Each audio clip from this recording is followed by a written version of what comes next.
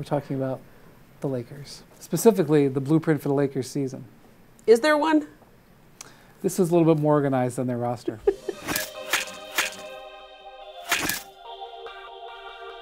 I got mocked on Around the Horn the other day by saying that the Lakers were really missing Alex Caruso. Well, they clearly were missing Rajon Rondo, Alex Caruso, any other point guard type player who can get out there and create. That's fine, but you just said on international television, you know, they were missing Caruso.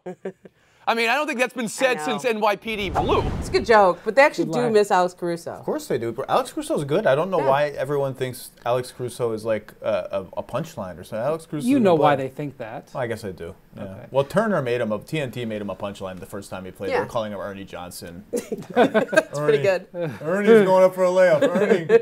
But they do, because we saw LeBron at point guard, and the returns were middling, I would say. Well, I just think in general, one thing I don't understand about LeBron's LA plans, last year's plan, which was I'm going to not handle the ball and I'm going to be the finisher, that's not who he is. Yeah. It's a departure of what he did for 15 years.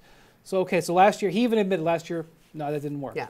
So now this year's plan is, forget last year, I'm going to be the point guard. And Anthony Davis we're going to be the guy. I'm going to set him up all year. Which is cool. Yeah. But he's a point guard in that he plays it at certain aspects of the game. Yeah. He's not meant to play point guard the whole game. Right. He's not meant to come down, throw the ball to the post, and run to the corner. Right. That's not what he's supposed to do. So I don't understand why he, for 15 years, played a certain way and has gone away from it. I like that you use, it's very generous use of the word plans.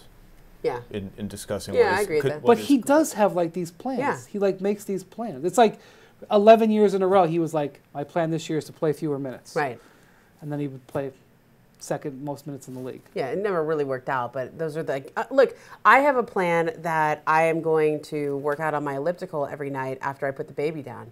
And that happens sometimes, but not every time. But like those are my plans. I mean, we all have goals and intentions. I think the thing with LeBron at point is that it is so easy for other teams to exploit and use it against him. So the Clippers in the opener, Patrick Beverley starts off guarding him. The Clippers have done this with Patrick before, where they had him on Kevin Durant a couple times in the beginning of that series, and that's when we had the fun like, I'm Kevin Durant. Back and forth with Patrick Beverley, I'm Kevin Durant.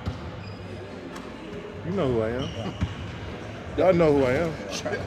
And then he went out and proved he was Kevin Durant, and that was like a nice storyline for a couple of games in the playoffs. But like, Patrick can do that to LeBron because it like forces him to say, okay, I have Patrick Beverley on me, I should post up, which then takes the Lakers out of their offense and makes LeBron post up, which is another thing that he has historically decided is not a good look for him. Yeah. I really am excited about the Lakers' potential. I think there's going to be nights this year where they look spectacular. Yeah. But there's two things I keep coming into. One, they're all playing out of position. Anthony Davis is the center. LeBron should be a lot of times a power forward, not the whole game. Yeah. LeBron shouldn't be the full-time point guard. And two is to improve this roster, which they do need to do. They're going to have to improve it. They either need to get really fortunate. Somebody gets a buyout and wants to come, and Andre Iguodala will be at the top of the list. Or they're going to have one of their guys on their roster just get better. Like Kuzma's going to have to take a big step forward. Or they trade Kuzma. Maybe, but it's going to be hard to trade Kuzma for much because he doesn't make anything. It's got to be Kuzma plus something. And because they don't have the something. Okay, but there's something there. Okay. If they have the something, if you find a team who loves Kuzma, they have that. Then the something is just the thing that gets you Kuzma. Right. Well, there's a guy who's still on the roster who's making like $3.5 million, which is like roughly equivalent to what Anthony Davis waived as part of his trade kicker. And he's still in the roster, and he's taking up a spot. He's probably not going to come back, but Boogie Cousins is still there. They haven't cut him. They haven't gotten and I don't think it's an option for them right now. I don't think there's a moral thing there of like why they're holding on because he got hurt.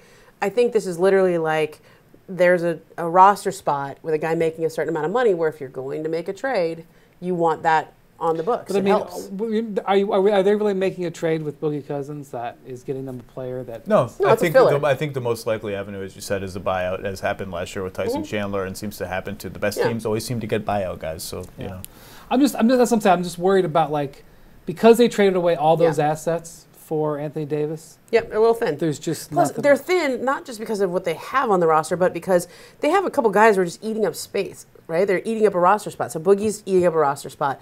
Taylor Horton-Tucker eating up a roster spot. Then you have Kostas Antetokounmpo, right? Like, they're really high on him, but is he going to play a lot? You have a lot of guys that you're just developing that don't necessarily fit with We have to what have you're development doing. players, but I understand your point. Yeah, you have to have development players, but this is also a team with championship aspirations.